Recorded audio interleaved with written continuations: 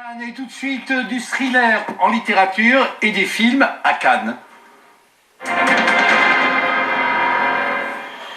Fabrice David, bonjour, ravi de vous recevoir. Vous travaillez dans la maison et c'est par la maison qu'on m'a dit il faudrait que tu regardes un livre qui s'appelle L'Homme Gris.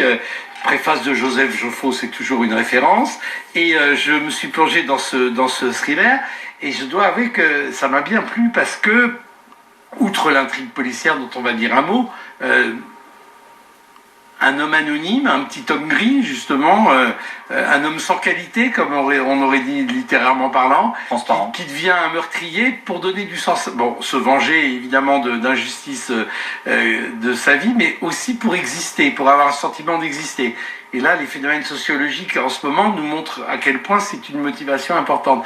Mais c'est un aspect du livre, il y en a un autre, c'est le portrait de cette France dont on ne parle pas, cette France un peu des invisibles, ces petites villes moyennes, au bout de nulle part. Au bout de nulle part, bon, vous le situez, j'ai eu l'impression du côté de Cherbourg, quoi. Je le situe, mais je le cite pas, parce que je veux pas être désagréable avec des gens que je connais pas. Vous voulez pas être la Catherine Deneuve de Dunkerque, quoi. Elle m'a appelé avant d'en parler de Dunkerque, je lui ai dit tu peux y aller.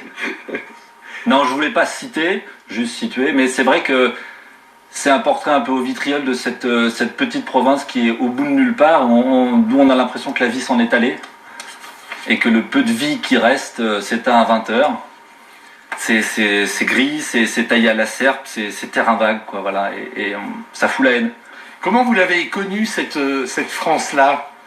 Moi, je l'ai connue dans le cadre du travail que je fais ici. Je suis reporter pour le football et dans certains déplacements pour des matchs de Coupe de France, ces petites villes amateurs au fin fond de nulle part qui font des exploits. Souvent, c'est ça, et on se retrouve après le match dans le seul troquet ouvert. Absolument, et souvent c'est en janvier, février, mars. C'est-à-dire qu'il fait évidemment pas beau, évidemment il pleut, évidemment il neige, évidemment mon hôtel il est à la gare. La gare c'est jamais bien beau. Et c'est cette petite France un peu terrain vague, ouais, que j'ai essayé de dépeindre là-dedans. Et alors, vous n'êtes pas le premier à vous y essayer. Si on voulait avoir des parrains au sens non mafia du terme, on penserait évidemment à Simenon ou dans le cinéma à Chabrol. Ça a souvent été un cadre finalement que les écrivains, et y compris les écrivains de romans policiers, aimaient précisément parce que c'est la quintessence de la normalité dans laquelle à un moment surgit. Parce que tous ces gens dans ces petites villes qui sont un peu forcément étriqués, ils font rejaillir des instincts assez malsains, des instincts primaires, la jalousie, l'intéressement, la mesquinerie, la violence, et au paroxysme c'est la haine comme le personnage principal de ce roman. Vous êtes un grand lecteur de polar et de thriller ? Non. Moi, la meilleure inspiration, malheureusement, c'est l'actualité de tous les jours. Moi, par mon métier, je lis énormément la presse quotidienne, régionale, nationale, hebdo. Et c'est là qu'on trouve ce qu'il y a de pire, malheureusement. Et c'est vrai que pendant longtemps, les faits divers étaient... par exemple, dans la presse écrite, les journalistes qui s'occupaient des faits divers, c'était les rois des rédactions. C'était très valorisé. Il y a eu un changement de hiérarchie, mais... les grands noms de peut-être ce qu'il y avait de plus dur à une époque, c'était... C'était sûrement ce qu'il y avait de plus dur, dans tous les sens du terme d'ailleurs. C'est quand même très dur à lire. Il y a le procès Outreau 3 en ce moment, enfin, c'est au-delà de c'est la réalité, mais c'est au-delà de ce qu'il peut y avoir dans tous les romans, que ce soit Simenon, Chabrol ou n'importe lesquels. Je pense que là c'est ce qu'il y a de pire, et l'inspiration elle vient de là. Et alors en même temps c'est difficile d'écrire de façon un peu caustique sur ces petites villes sans évidemment être accusé de mépris, de parisianisme. C'est pour ça que je n'ai pas cité la ville. C'est pour ça quand je vous parlais tout à l'heure de la Coupe de France, je ne citais aucune ville non plus. Je voulais absolument pas stigmatiser, je suis personne pour faire ça. Mais j'y ai retrouvé ces impressions de vide parfois quand j'étais là-bas. Pas tout le temps évidemment, mais parfois j'ai retrouvé ces impressions de vide quand j'étais dans cet hôtel à la gare où il pleuvait juste dehors et puis il n'y avait rien et puis la vie s'en était allée. Et alors justement, est-ce que votre personnage c'est pas justement... Est-ce que c'est pas sa peur d'être happé par ce vide ou sa façon d'être happé par ce vide qui, à un moment donné, il a besoin d'être quelqu'un d'exceptionnel et donc qu'est-ce qu'il peut faire d'exceptionnel comme il ne sait quasiment rien faire ? Tuer. Voilà. Il est broyé par ce vide et l'occasion, sa mère qui est mourante et ça lui donne l'occasion de venger son petit frère qui s'est suicidé.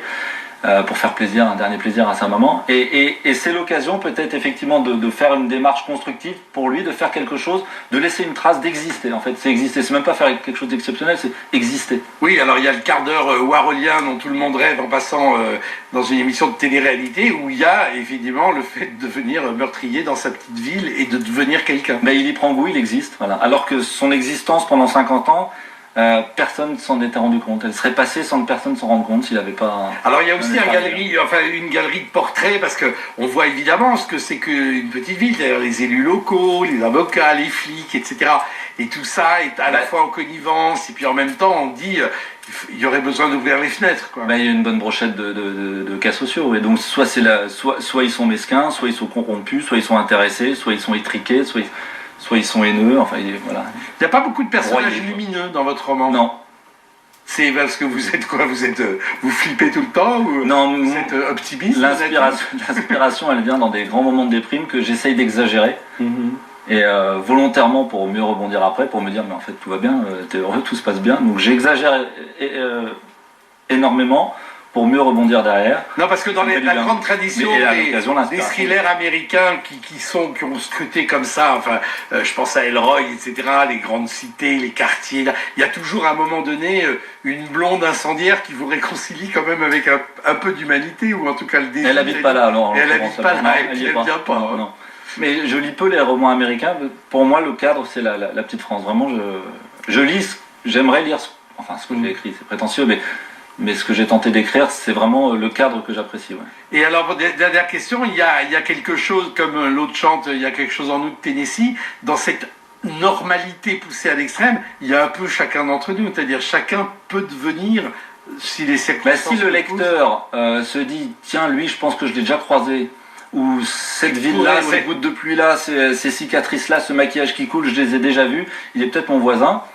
C'est gagné. C'est gagné. Merci beaucoup Fabrice David. L'Homme Gris, c'est édité chez Blackout Éditions. Merci d'être venu sur ce plateau. Et puis on va rejoindre comme chaque jour l'actualité canoise avec David Vérag.